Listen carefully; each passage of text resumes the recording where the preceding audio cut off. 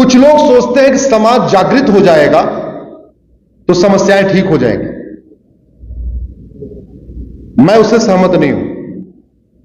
Helmet पहनना चाहिए, helmet फायदेमंद है। समाज जागृत है कि नहीं? जागृत है ना? आप हेलमेट वाला कानून उठो, खत्म कर दीजिए। कल से देखिए कितने लोग हेलमेट पहन के घूमेंगे। और हेलमेट न पहनने पर 10 साल की सजा कर दीजिए, कल से देखिए सब हेलमेट लगा के घूमेंगे। कानून ज्यादा पावरफुल होता है, समाज का जागरण नहीं। धर्मांतरण कराने वालों के खिलाफ एनएसए लगाइए, यूएपीए लगाइए, गुजकोका लगाइए। और धर्मांतरण एक अप्रत्यक्ष युद्ध है, इसलिए veg war Indian penal code का सेक्शन 121 लगाइए, जिसमें आजीवन कारावास और फांसी की सजा का प्रावधान है। मैं गारंटी के साथ कहता हूं, किसी की हिम्मत नहीं पड़ेगी धर्मांतरण कराने की। जहां ऑर्गेनाइज्ड क्राइम हो वहां सरकार के पास ये पावर होती है 100% प्रॉपर्टी जब्त कर ले और उसको आजीवन, और उसके घर को चाहे तो बुलडोजर भी गिरा दे, जैसे यूपी में आजकल बहुत कई बार गिरा देते हैं बाबा। समाज में जो समस्याएं अगर ठीक नहीं हो रही हैं तो यह हमारी ड्यूटी है कि हम बोले, सांसद को बोले, विधायक को बोले कि साहब यह समस्या ठीक नहीं हो रही है, यह बताओ क्या यह समस्या चीन में है क्या? क्या यह समस्या सिंगापुर में है क्या? क्या यह समस्या अमेरिका में है? अगर वो हां करते हैं तो बोला ऐसा कोई दुनिया में कोई एक देश तो होगा जहां नहीं होगी, उस देश का कानून देखो। आखिर चीन में धर्मांतरण क्यों नहीं होता? सिंगापुर में धर्मांतरण क्यों नहीं होता? अमेरिका में धर्मांतरण क्यों नहीं होता? यह भारत में ही क्यों होता है? क्योंकि डॉक्टर तो आए, अच्छे भी आए, लेकिन दवाई नहीं बनी। धर्मांतरण राष्ट्र की सुरक्षा के लिए खतरा है कि नहीं? बताइए, राष्ट्र की सुरक्षा के लिए खतरा है कि नहीं है? धर्मांतरण से राष्ट्रांतरण होता है, याद रखिए। धर्मांतरण से केवल डेमोग्राफी नहीं बदलती, धर्मांतरण के बाद त्योहार बदल जाता है, धर्मांतरण के बाद व्यवहार बदल जाता है, धर्मांतरण के बाद रीति रिवाज बदल जाता है, धर्मांतरण के बाद परंपरा बदल जाती है, धर्मांतरण के बाद सोच बदल जाती है, धर्मांतरण के बाद भोजन बदल जाता है, धर्मांतरण के बाद जीवन शैली बदल जाती है। तो धर्मांतरण से राष्ट्रांतरण होता है। और मेरी पीआईएल पे पिछले साल सुप्रीम कोर्ट ने कहा कि धर्मांतरण राष्ट्रीय सुरक्षा के लिए खतरा है। और राष्ट्रीय सुरक्षा के जो खतरे हैं उनसे निपटने के लिए हमारे पास एक कानून है, उसका नाम है राष्ट्रीय सुरक्षा कानून। राष्ट्रीय सुरक्षा के खतरों से निपटने के लिए कौन सा कानून है? और आज से नहीं है, बहुत पहले से है। लेकिन आपके किसी भी डॉक्टर ने धर्मांतरण कराने वालों को रासुका वाली दवा दिया ही नहीं, लगाया ही नहीं। अरे भाई, थोड़ा बुखार होता है तो 500 mg की पैरासीटामोल खाते हैं, ज्यादा बुखार होता है तो 650 वाली खाते, और ज्यादा होता है तो इंजेक्शन भी देते हैं। ऐसा थोड़ी है कि बुखार में चाहे बुखार कैसा भी हो 250 mg वाली पैरासीटामोल से काम चलेगा, ऐसा तो नहीं होगा। आज तक मेरी जानकारी के अनुसार गुजरात में धर्मांतरण कराने वाले किसी भी मिशनरी के खिलाफ, किसी भी जिहादी के खिलाफ एनएसए लगाया ही नहीं गया। और आप गूगल करिएगा, धर्मांतरण राष्ट्र की सुरक्षा के लिए खतरा है, अश्विनी उपाध्याय, आपको सुप्रीम कोर्ट का कोटेशन मिलेगा जहां सुप्रीम कोर्ट ने बोला है, पिछले साल 14 नवंबर को बोला था धर्मांतरण राष्ट्र की सुरक्षा के लिए खतरा। इंग्लिश में गूगल कर लीजिए, conversion is serious threat to national security, सारे अखबारों में छपा हुआ है।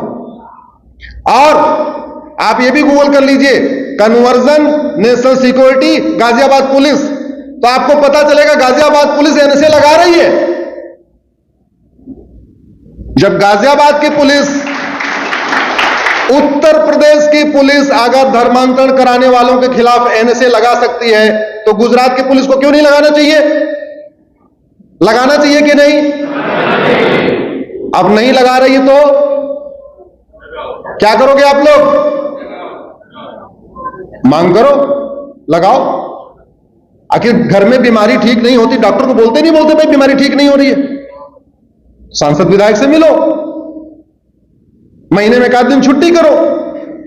जैसे बर्थडे के लिए छुट्टी करते हो, शादी विवाह के लिए छुट्टी करते हो, घूमने के लिए छुट्टी करते हो, 1 दिन छुट्टी करो धर्मांतरण के खिलाफ। कि हमें पकड़ना है, अपने सांसद को, अपने विधायक को पकड़ना और पकड़ के बोलना भैया गाजियाबाद की पुलिस ने एनएसए लगा दिया, तुम क्यों नहीं लगा रहे? आप एनएसए लगाना शुरू करिए, धर्मांतरण पे कंट्रोल होना शुरू हो जाएगा। धर्मांतरण हमारे देश की एकता और अखंडता के लिए खतरा है कि नहीं? बोलिए जरा। और देश की एकता और अखंडता के जो खतरे होते हैं उनसे निपटने के लिए हमारे पास एक कानून है, यूएपीए। मैंने बहुत रिसर्च किया, आज तक गुजरात में धर्मांतरण कराने वाले किसी भी मिशनरी और जिहादी के खिलाफ यूएपीए लगाया नहीं गया। धर्मांतरण एक ऑर्गेनाइज्ड क्राइम है, एक संगठित अपराध है। एक व्यक्ति नहीं होता, पूरा सिंडिकेट होता है। कोई उसको गाड़ी देता है, कोई उसको पैसा देता है, कोई उसको स्थान देता है, कोई उसको लिटरेचर देता है, पूरा एक नेटवर्क होता है। और ऑर्गेनाइज्ड क्राइम से निपटने के लिए आपकी गुजरात सरकार ने 2019 में कानून बनाया था, उसको कहते हैं गुजकोका। क्या कहते हैं? गुजको, GUJCOCA। लेकिन मैंने गूगल करके देखा, आज तक गुजरात में किसी भी पुलिस कप्तान ने धर्मांतरण कराने वाले किसी मिशनरी और जिहादी के खिलाफ गुजकोका लगाए नहीं। तो फायदा क्या हुआ? टैबलेट रखी हुई है, बुखार भी है, टैबलेट भी है, दवा, डॉक्टर भी है, लेकिन डॉक्टर दवा दे ही नहीं रहा, तो बुखार उतरेगा क्या? धर्मांतरण एक इनडायरेक्ट वॉर है, अप्रत्यक्ष युद्ध है। भारत और भारत की संस्कृति को नष्ट करने के लिए धर्मांतरण एक इनडायरेक्ट वॉर है। वॉर मैं इसलिए कह रहा हूं कि पाकिस्तान के जो आतंकवादी आते हैं, या जो 1990 में कश्मीर में हुआ नरसंहार हुआ और खाली करा लिया गया, कश्मीर के हिंदू पलायन कर गए या तो मार दिए गए। धर्मांतरण से भी वही काम तो होता है, बस गोली नहीं मारते। तो जैसे कश्मीर की डेमोग्राफी बंदूक के बल पे बदल दी गई, ऐसे आपके भुज की डेमोग्राफी साम दाम दंड भेद द्वारा बदली जा रही है। आपके कच्छ की डेमोग्राफी बदल रही है। आपके बॉर्डर एरिया के जाओ, पालनपुर का और बाकी जो बॉर्डर के एरिया है, वहां की डेमोग्राफी बदल रही है। भारत के 9 राज्यों की डेमोग्राफी बदल चुकी है। 9 राज्यों में हिंदू खत्म हो गए। 750 जिलों में से 200 जिलों की डेमोग्राफी बदल चुकी है। और बॉर्डर से लगने वाले 300 तहसीलों की डेमोग्राफी बदल चुकी है। हम डीसा में रहते हैं, हमको लगता है डीसा बड़ा सुरक्षित है, तो पूरा भारत सुरक्षित नहीं, सुरक्षित नहीं। कश्मीर से पलायन हुआ कि नहीं हुआ? हुआ। मणिपुर से हुआ कुछ दिन पहले, बंगाल से हुआ, लक्षद्वीप से हुआ, मिजोरम से हुआ, नागालैंड से हुआ, सिक्किम से हुआ, मेघालय से हुआ, लक्षद्वीप से हुआ, तभी तो खत्म हुए। कब तक पलायन करते रहेंगे? लेकिन पलायन का मतलब यह नहीं कि धर्मांतरण रोकने की जिम्मेदारी सारी समाज की है ना। बगीचे में अगर खरपतवार पैदा हो रहा है, उसको साफ करने की जिम्मेदारी किसकी है? माली की। और माली कहे नहीं नहीं नहीं, एक काम करो, तुम आम के पेड़ हो, तुम खुद ही बबूल के पेड़ को उखाड़ लो। अरे आम का पेड़ बबूल के पेड़ को कैसे उखाड़ेगा? बबूल का पेड़ अगर आ गया तो उसको उखाड़ने की जिम्मेदारी किसकी है? मालिक। याद रखिए, कुछ लोग सोचते हैं कि समाज जागृत हो जाएगा तो समस्याएं ठीक हो जाएंगी। मैं उससे सहमत नहीं हूं। हेलमेट पहनना चाहिए, हेलमेट फायदेमंद है। समाज जागृत है कि नहीं? जागृत है ना? आप हेलमेट वाला कानून उठो, खत्म कर दीजिए। कल से देखिए कितने लोग हेलमेट पहन के घूमेंगे। और हेलमेट न पहनने पे 10 साल की सजा कर दीजिए, कल से देखिए सब हेलमेट लगा के घूमेंगे। कानून ज्यादा पावरफुल होता है, समाज का जागरण नहीं। धर्मांतरण कराने वालों के खिलाफ एनएसए लगाइए, यूएपीए लगाइए, गुजकोका लगाइए। और धर्मांतरण एक अप्रत्यक्ष युद्ध है, इसलिए veg war Indian penal code का सेक्शन 121 लगाइए, जिसमें आजीवन कारावास और फांसी की सजा का प्रावधान है। मैं गारंटी के साथ कहता हूं, किसी की हिम्मत नहीं पड़ेगी धर्मांतरण कराने की। जहां ऑर्गेनाइज्ड क्राइम हो, वहां सरकार के पास ये पावर होती है 100% प्रॉपर्टी जब्त कर ले और उसको आजीवन, और उसके घर को चाहे तो बुलडोजर भी गिरा दे, जैसे यूपी में आजकल बहुत कई बार गिरा देते हैं बाबा। लेकिन मैंने गुजरात में नहीं देखा। अरे भैया, अगर बीमारी परमानेंट ठीक ही नहीं हो रही है और दवा भी रखी हुई है, लेकिन डॉक्टर दे ही नहीं रहा है, तो या तो मरने का इंतजार करिए और या तो बोलिए, तय आपको करना है। या तो मरने का इंतजार करिए या तो बोलिए।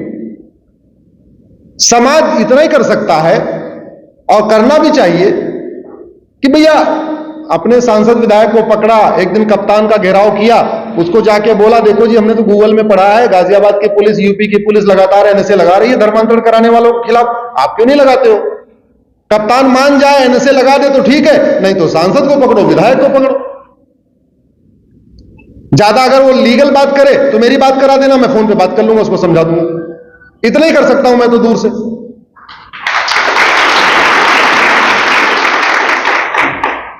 धर्मांतरण का इलाज है, उठिए, जागिए। आपके आसपास भी डेमोग्राफी बदल रही है, साम दाम दंड भेद द्वारा बदल रही है। पहले गरीबों का धर्मांतरण हो रहा था, आजकल तो अपर क्लास का भी धर्मांतरण हो रहा है। मोबाइल गेम के जरिए कुछ और नए नए तरीके आ गए। जो गाजियाबाद में धर्मांतरण हुआ है, जिसपे एनएसए लगाया है, उसमें एक जैन के बच्चे को फंसा लिया। जैन साहब फैक्ट्री के मालिक, इकलौता लड़का। उन्होंने देखा यार ये तो 1000 गज की कोठी है, घर में 5-7 गाड़ियां हैं, एक फैक्ट्री भी है, इकलौता लड़का है, एक काम करो इसी को कन्वर्ट कर लो, खर्चा भी नहीं करना पड़ेगा, 1000 करोड़ की प्रॉपर्टी और मिल जाएगी। और उसको ऑनलाइन गेम में उसको खिलाना शुरू किया। बार बार हार जाए, बोले राम का नाम लो, कृष्ण का नाम लो, इनका नाम लो, उनका नाम लो, हार जाए। बोले काम करो, अब तुम अल्लाह का नाम लो, अल्लाह अकबर करो। उसने अल्लाह अकबर किया और जीत गया, और जीत गया। अल्लाह अकबर के बाद जीत गया, 2-4 बार उसको जिताया, वो एडिक्ट हो गया। नाम है बच्चे का ईशान जैन, नाम बता रहा हूं आपको। उनकी नजर थी 1000 की कोठी, बढ़िया 5-7 गाड़ी, नौकर, फैक्ट्री, सारा एक ही बार में काम तमाम। और इतना रेडिकलाइज हो गया, पिता ने थप्पड़ मारा, पिता का हाथ पकड़ लिया। पिता ने बोला घर से बाहर कर दूंगा, बोले बाहर कर दो। तब जाके पिता ने अपने ही बेटे के खिलाफ पुलिस में कंप्लेन किया कि मेरे बच्चे को रेडिकलाइज कर दिया गया है। आप लोग भी अपने घर में पता करो, अगर आपका बच्चा नास्तिक बन रहा है, आपका बच्चा लगातार हिंदू धर्म के बारे में उल्टे सीधे सवाल कर रहा है, तो कहीं ना कहीं फेसबुक के माध्यम से, ट्विटर के माध्यम से, इंस्टाग्राम के माध्यम से या किसी गेम के माध्यम से उसको फंसाया जा रहा है। अलर्ट रहिए। आजकल, पहले गरीबों के धर्मांतरण में खर्चा आता था, अमीरों के धर्मांतरण में पैसा आएगा। तो आजकल टारगेट गरीबों का नहीं, आजकल अमीरों का है। और एक व्यक्ति धर्मांतरण करता है तो याद करिए, एक व्यक्ति कम नहीं होता, बल्कि सनातन धर्म का एक दुश्मन बढ़ जाता है, एक दुश्मन बढ़ जाता है। ईशान जैन ने अपने पिता के ऊपर हाथ उठा दिया और बोला हमारे राह में मत आओ, क्योंकि हमारे राह में जो आएगा उसका कत्ल भी जायज है। अपने पिता को कह रहा है। कभी जैन को आपने ऐसी बात सुनी? जैन सब कुछ हो सकते हैं, लेकिन वो कभी हत्यारे नहीं होते, बलात्कारी नहीं होते, कभी माता पिता के ऊपर हाथ उठाते मैंने नहीं सुना। लेकिन वो लड़का इतना रेडिकलाइज हो गया था, अपने पिता को धमकी दे रहा है। फिर जैसे मुझे पता चला पेपर में, फिर मैंने अपना सुप्रीम कोर्ट का ऑर्डर जो मेरी PIL पे हुआ था वो लेके मैंने कमिश्नर साहब को दिखाया। देखो साहब, सुप्रीम कोर्ट ने कहा है कि धर्मांतरण राष्ट्र की सुरक्षा के लिए खतरा है। उन्होंने हमारी बात मानी। ऊपर लखनऊ से बात की हुई, लखनऊ से हरी झंडी हो गई, लगा दो NSA। और अब तो मुझे लगता है हर हफ्ते 2 हफ्ते में का कोई NSA लगाते रहते हैं। बाबा की पुलिस लगातार NSA लगा रही है। NSA का फायदा यह होता है कि 1 साल तक जमानत ही नहीं मिलती, 1 साल तक जमानत नहीं मिलेगी। और अभी तो 10-12 को लगा दिया NSA, 2 महीने में 10-12 को लगा दिया और प्रॉपर्टी भी कुर्क कर लिया। यह काम पूरे देश के पुलिस को करना पड़ेगा, गुजरात की पुलिस को भी करना पड़ेगा। जो गुजरात की पुलिस अभी नहीं कर रही है उसको आप लोग थोड़ा एक्टिवेट करिए, मिलिए।